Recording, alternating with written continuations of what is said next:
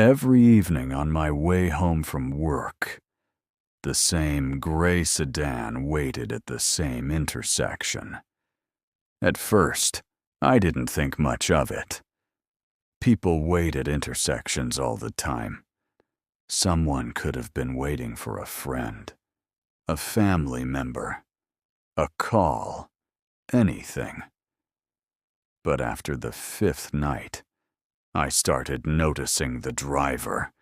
Same man, same dark jacket, same posture, both hands resting on the steering wheel. He never looked at his phone, never smoked, never adjusted the radio. He simply sat there, looking straight ahead. Then, at exactly 10:47 p.m., he'd start the engine, signal once, turn right, and disappear every single night. The strange part wasn't that he left. The strange part was that he always left at the exact same second. Not around that time, not close. Exactly 10:47. I started checking my dashboard clock every evening. It never changed. Monday, 10:47. Tuesday, 10:47. Wednesday, 10:47. It became part of my drive home. Eventually, I stopped wondering who he was. Instead, I started wondering what he was waiting for. One Friday, I stayed late at work, nearly 40 minutes later than usual. For the first time in weeks, the intersection was empty. I actually laughed. So that's it. He was never waiting for me. The next Monday, I left work early. The sedan wasn't there. Tuesday, I left 20 minutes late. Still nothing. Wednesday, I left exactly on time. There he was. Same place, same car, same driver. That's when I understood. He wasn't waiting for me. He wasn't waiting for traffic. He was waiting for 10:47. I mentioned it to my wife. She barely looked up from her book. So every night he waits until the exact same minute. She shrugged. Maybe he gets off work then. I told a coworker. He laughed. Congratulations. You found a guy with a routine. Maybe they were right. Maybe I was making something out of nothing. But I couldn't stop thinking about him. Every evening I'd glance toward that intersection. Every evening, he'd be there. Eventually, curiosity became obsession. 2 weeks later, I made a decision. Tomorrow. I'm following him. The next evening, I left work 5 minutes early. I reached the intersection at 10:44. He was already there, engine off, hands on the wheel, looking straight ahead, at exactly 10:47. The engine started. His right signal flashed once. He turned. I turned too. He didn't speed, didn't weave through traffic, didn't try to lose me. He drove exactly the speed limit. The whole thing felt planned. We drove through downtown, past closed stores, past empty parking lots.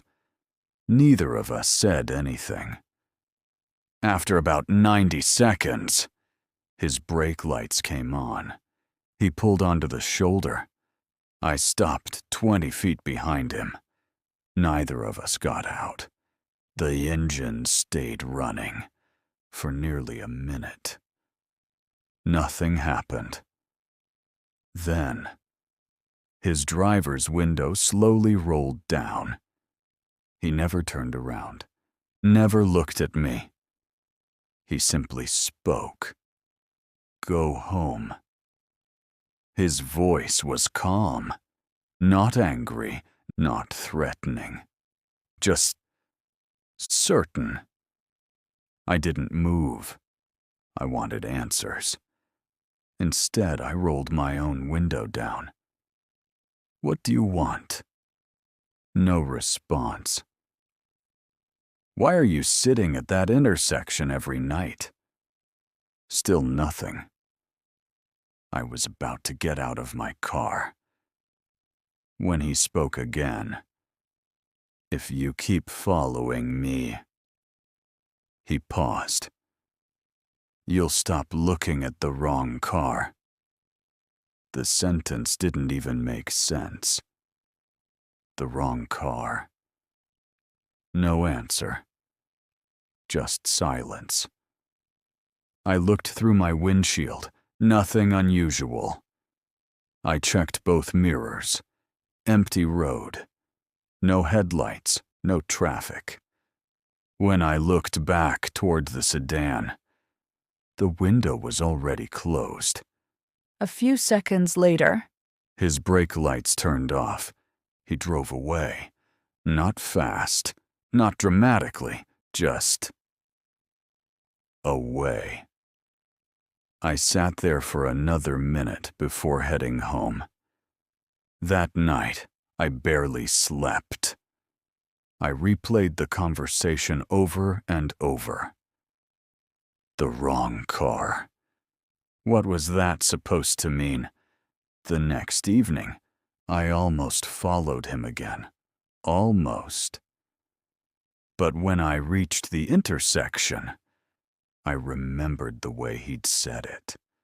Not as a warning, not as a threat. More like advice. So I kept driving. I told myself I was being ridiculous. I told myself curiosity wasn't worth it. Weeks passed. Then months. Eventually, life became normal again. I stopped thinking about the gray sedan until one evening, I caught myself looking toward the intersection. The sedan was still there. Same place, same driver, same posture, waiting. I realized something that chilled me more than anything he'd said. In all those months, he had never once looked at me. Not once. He'd always been looking straight ahead, as if he wasn't waiting for someone. He was watching something. Something I couldn't see. I still drive that road home, almost every evening. The gray sedan is still there, still waiting, still leaving at exactly 10:47. People sometimes ask why I take a longer route now. I usually tell them traffic is better. That's easier than telling the truth.